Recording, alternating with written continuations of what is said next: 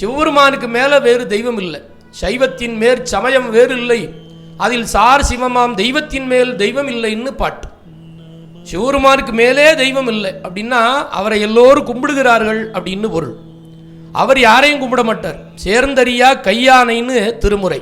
அவர் ரெண்டு கையும் கூப்பி வச்சு நாங்கள் பார்க்கல அப்படின்னு திருமுறையில் சொல்லுது. அவர் எல்லோரும் அவரையே எல்லோரும் கும்பிடுவார்கள். அவர் யாரையும் கும்பிடுவதில்லை. அப்பேற்பட்ட மூர்த்தி சிவபரம்பொருள். அவர் எல்லாரையும் அசைவிக்கிறார். நதத்ர சூரியோ பாதி நச்சந்திர தாரகம் நேமா வித்யுதோ பாந்தி குதோயம் அக்னிஹி தமேவ பாந்தம் அனுபாதி சர்வம் தஸ்ய பாசா சர்வமிதம் விபாதி அப்படின்னு வேதம் சொல்லும்.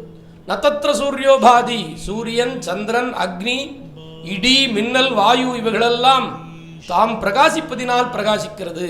சிவருமான் பிரகாசிக்கிறதினால் பிரகாசிக்கிறது. சிவருமான் பிரகாசம் செய்யவில்லை எனில் இவைகளெல்லாம் பிரகாசிக்காது. எரி சுடுவதல்லால் இரும்பு சுடுமோ அப்படின்னு சொக்கநாத வெண்பா சொல்லும். அதனாலே சிவபெருமான் எல்லா உயிருக்குள்ளும் இருந்து இயக்குகிறார். For more information, watch the full video, link in description.